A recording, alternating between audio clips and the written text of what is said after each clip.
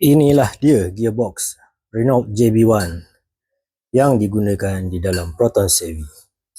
Okay, aku nak cerita sedikit pasal shifting. Alright. So, yang luar sekali ni, ini adalah reverse gear. Dan sepatutnya dia sentiasa berada di kedudukan atas lah. Okay. Ini, yang ketiga ni gear 5. Okay. Dan yang tengah ni 3, 4. Dan yang first row adalah 1, 2. So, synchronizer dia dekat sini untuk shifting. So, dia simple je. Dia ada satu fork dekat sini yang akan tolak shifter ni ke atas ataupun ke bawah. Kan, ada longkang ni kan. Dekat situlah shifter tu akan duduk. Dia dekat cover casing. So, contoh kalau nak masuk ke gear 1 contohnya kan. So, shifter ni akan bergerak daripada tengah ni ke dalam. And then dia akan tolak shifter ni ke bawah. Kalau kedudukan macam ni lah, ke bawah. Dan dia pergi tengah, free, ke atas, gear 2.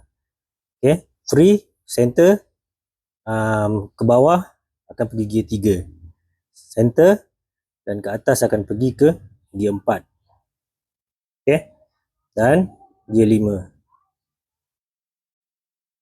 Sedikit berkenaan dengan dismantling, kau kena buat dekat kawasan yang tertutup. Sebab, kalau tengok setiap locking notch ni, ada spring and ball bearing. Sangat mudah untuk dia melayang. Okay, so total ada 1, 2, 3. Actually 4 lah, satu lagi untuk reverse ni. Tapi yang reverse tu dia pakai macam plunger, boleh buka. So tak ada masalah, boleh buka awal. Apa lagi nak cerita? Satu lagi aku nak cerita pasal ni lah, gear ratio. Ni lah gear. Ini gear asal Savvy. Okay, aku dah masukkan dalam kotak ni. Gear 5 aku ada dekat bawah tu, nanti kita cerita apa beza gear ratio after modification. Sekarang kita cerita pasal power transfer mechanism pula. Okay, ini adalah input shaft. Okay, daripada enjin.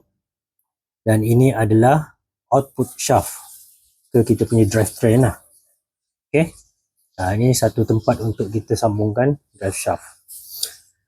Alright, so kalau kita tengok dekat input shaft ni, bawah sekali, kecil besar. So gear 1.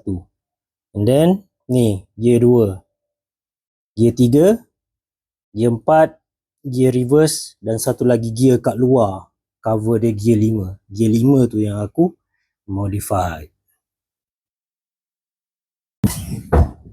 Okay, so ini yang gear 5 yang aku kata aku modify. So ini dia punya output, and then yang ni input dia. So daripada factory setup 0.821 aku turunkan ke 0.756. Kalau ikutkan banyak aku nak ceritakan, tapi aku kerja masa lah. Ini pun menyambil dibuat video ni, kerja masa nak siap sebab kereta nak pakai.